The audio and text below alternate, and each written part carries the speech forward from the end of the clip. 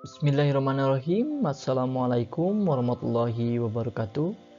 Bertemu lagi dengan Bapak di pembelajaran IPS. Pada pertemuan kali ini kita akan membahas pasar dan harga. Silakan simak videonya sampai selesai. Baik anak-anak, cobalah perhatikan gambar berikut ini. Nah, sudah terbayangkan apa yang terjadi dalam gambar ini? Di manakah kegiatan tersebut? Ada yang tahu? Ya, betul. Kegiatan tersebut sedang dilakukan di pasar. Untuk selanjutnya, ada yang tahu apa itu pasar? Ya, betul sekali. Pasar merupakan tempat bertemunya antara penjual dan pembeli, baik secara langsung maupun secara tidak langsung, untuk menyepakati harga dan jumlah barang yang diperjualbelikan. Nah, inilah kegiatan-kegiatan yang ada di pasar. Ada penjual, ada barang yang dibeli oleh pembeli, dan adanya penentuan harga.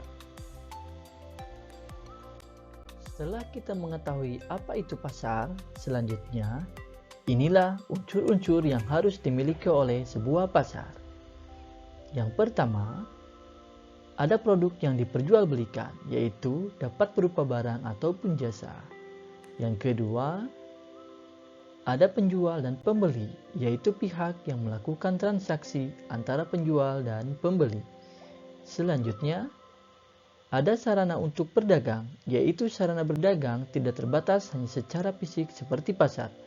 Sarana berdagang juga bisa dilakukan melalui telepon, media sosial seperti WhatsApp, Instagram, Facebook, toko online, dan media yang sejenisnya. Adapun fungsi-fungsi pasar adalah sebagai berikut.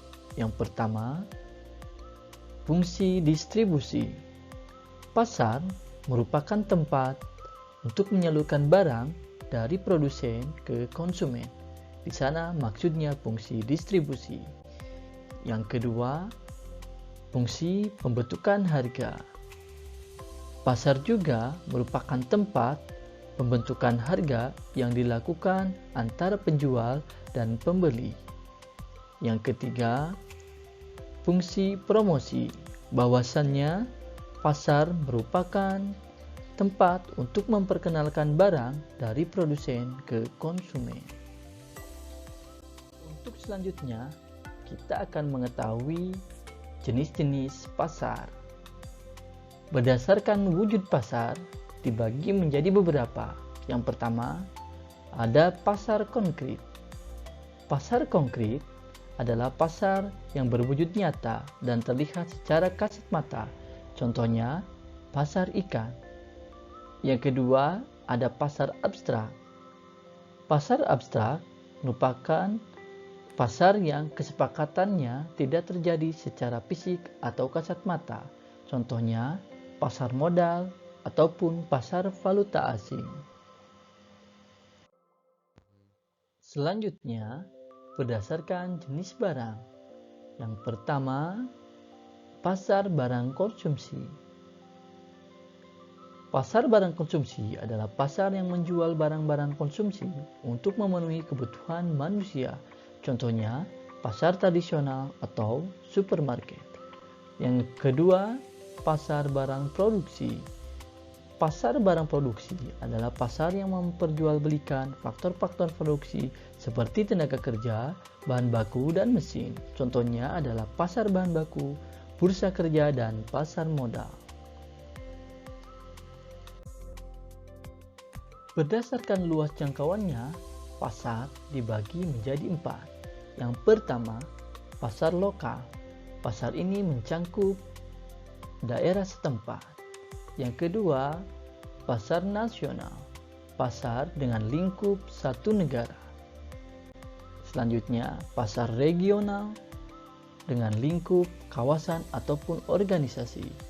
Yang keempat, pasar internasional dengan lingkup berbagai negara. Selanjutnya, berdasarkan struktur pasar. Yang pertama, ada pasar persaingan sempurna. Pasar ini merupakan pasar yang menggambarkan keadaan penjual dan pembeli yang tidak dapat mempengaruhi harga pasar. Selanjutnya, pasar persaingan tidak sempurna. Pasar ini di mana harga ditentukan oleh keinginan satu atau beberapa produsen ataupun dengan istilah monopoli dan oligopoli. Setelah kita mengetahui jenis-jenis pasar, selanjutnya, apa itu harga? Ada yang tahu? Ya, betul. Harga merupakan nilai yang harus dibayarkan oleh konsumen kepada penjual atas barang atau jasa yang dibelinya. Sementara itu, harga pasar adalah harga yang disetujui antara penjual dan pembeli.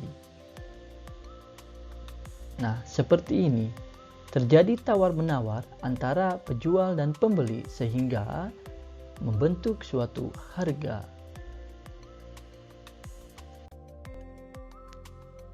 Pemerintah mempunyai peranan penting dalam penentuan harga. Berikut kebijakan pemerintah dalam mengatur harga pasar. Yang pertama, ceiling price. Pemerintah menentukan harga tertinggi dari suatu barang. Yang kedua, floor price, yaitu pemerintah menentukan harga terendah dari suatu barang.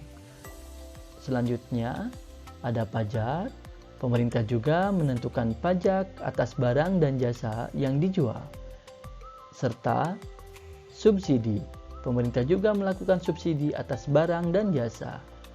Dan selanjutnya, proses impor dan ekspor.